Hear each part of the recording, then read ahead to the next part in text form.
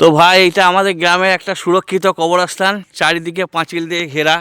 তো আমরা এসছি আজকে কী জন্য, হয়তো ভাববে যে কী ব্যাপার কবরস্থানে এখানে এসছে আজকে। তো এখানে অনেক ডালপালা হয়েছিল, তো ডালপালাগুলো সব পরিষ্কার করা হয়েছে। দেখতে পাচ্ছেন চারিদিকে ডালপালা কেটে পড়ে আছে এবং কেমন পরিষ্কার পরিচ্ছন্ন করে সমান করা হয়েছে।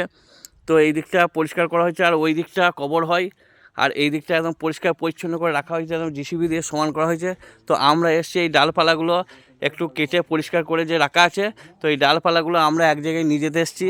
তো দেখাবো কোথায় নিয়ে যাচ্ছি। তো এইসব মানুষগুলো এসছে এই ডালপালাগুলো গাড়িতে লোড করতে। তো আমরা গাড়িতে লোড করব গাড়িতে। তো গাড়ি আসছে, তো এই আমাদের মুরব্বি আছে, আরও 2-4 জন এখানে বসে আছে যেটা গাড়িতে লোড করার জন্য। তো আমরা সম্পূর্ণ ভিডিওটা আপনারা দেখুন, কোথায় গাড়ি ডালপালাগুলো নিয়ে যাচ্ছি।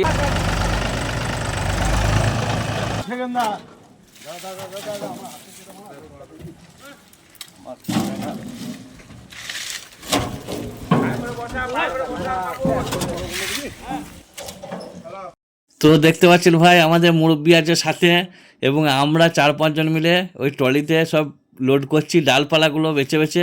তো প্রচণ্ড রোদের তাপ, হ্যাঁ, তো আমরা এই মোটা মোটা গাছের দোনগুলো শুধু তুলে নিয়ে যাচ্ছি তো গাড়িতে লোড করার জন্য। কারণ হচ্ছে একটা মাদ্রাসায় এই কাঠগুলো পাঠাবো, কারণ হচ্ছে ওখানে একটা জলসার ব্যাপার আছে।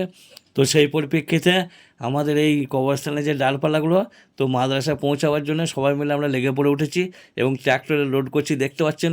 তো আজকে ভিডিওটা এইটুকুই দেবো, কারণ হচ্ছে আজকে আর সময় নেই, খুবই কাজের মধ্যে ব্যস্ত। দেখতে পাচ্ছেন আমাদের মুরব্বী তৎপরতার সঙ্গে কাজ করছে, কারণ জলসা শুনতে যাবে।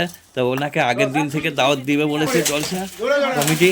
তো যাই হোক, এদিকে রসা বাঁধা চলছে আমাদের, হ্যাঁ, পুরো দমে।